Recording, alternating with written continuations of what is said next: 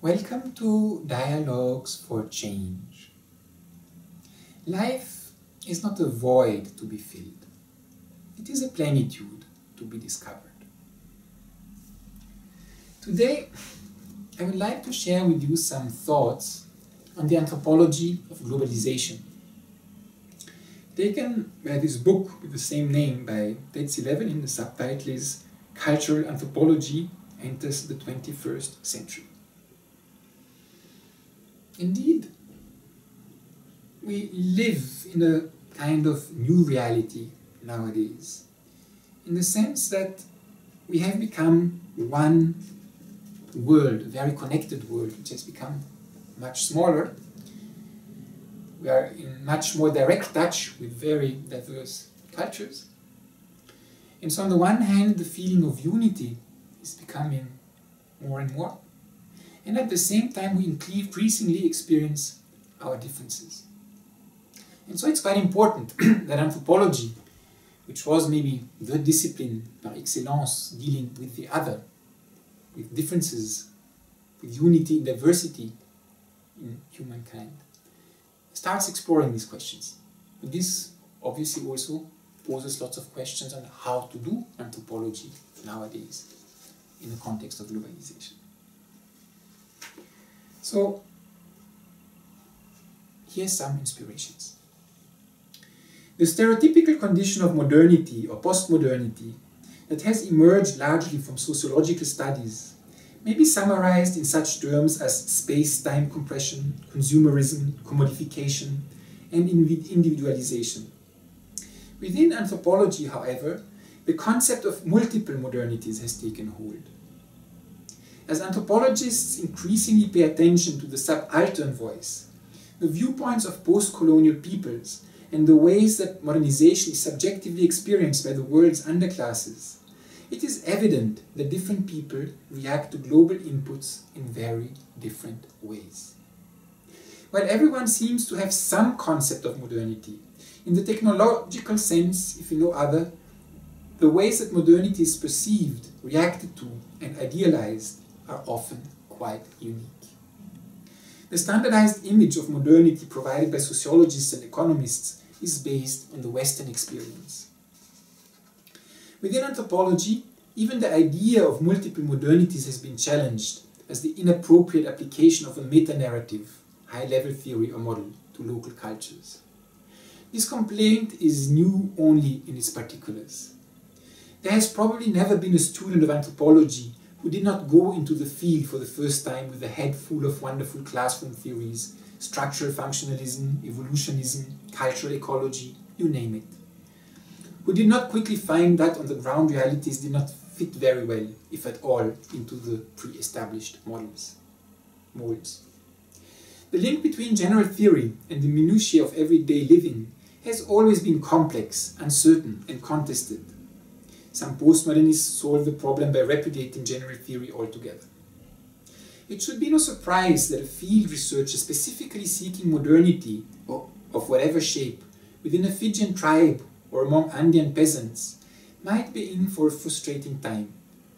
The solution might be to view globalization and modernity not as models to be imposed in a cookie-cutter fashion, not even as theories, but simply as context, and even then as merely one aspect, not necessarily the most significant one, of a holistic context that includes colonial history, ecological situation, cultural continuity, and class structure. What can no longer be ignored is that for even the most remote of peoples, there are global inputs that form some part of the environment and that must be reckoned with. While any system will have some sort of internal logic, or theories will not be possible, this logic is almost never determinative. One way to understand the evolution or transformation from one system to another, such as a state-centered system to globalization, is a shift in the type of choices people are likely to make. Some sets of alternatives become more likely, some less likely. I do not wish to get into the complex issue of the difference between cause and constraint here, except to say that I favor the latter.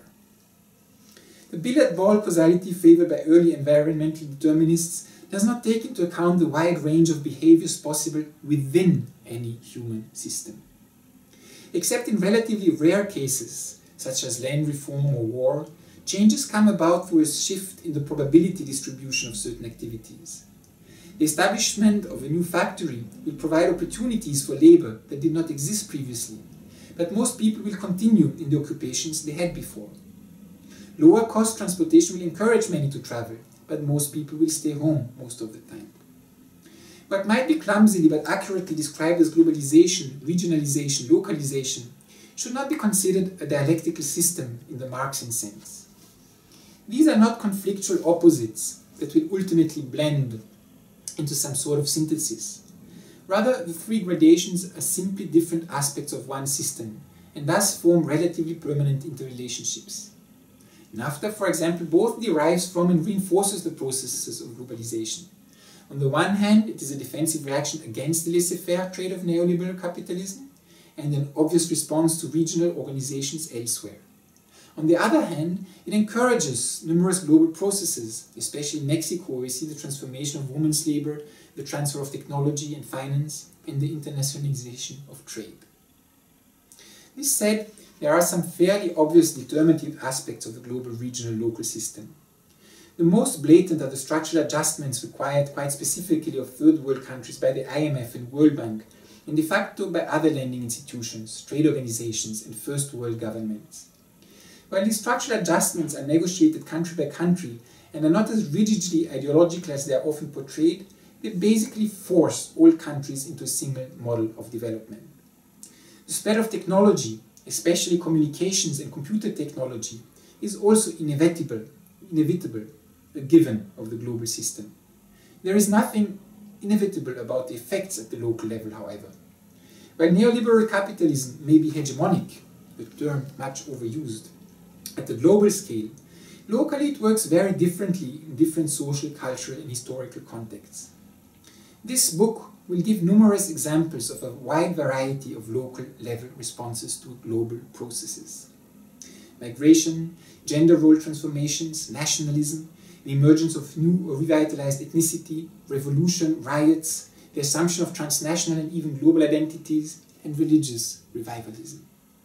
There is no such thing as a passive response to globalization.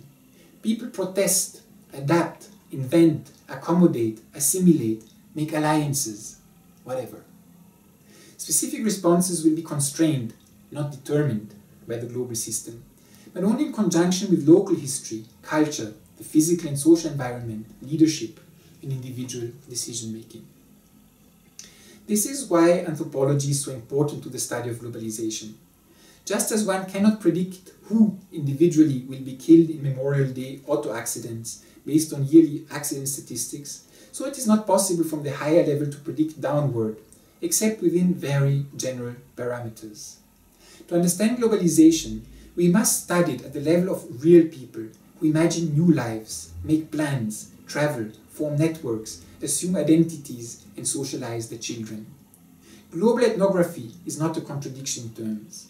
It is the only way to understand. I think this is very inspiring in the sense that it not only opens up to the idea that globalization is pluralistic, but bringing in the experiences of the others when we think about globalization, and thus not only see it from the point of view of the power centers. But these others are not only other cultures, it is the people, it is the practices. Anthropology, by always being fieldwork oriented, was always and is still focused on what people are doing and putting this in relationship with bigger dynamics and narratives.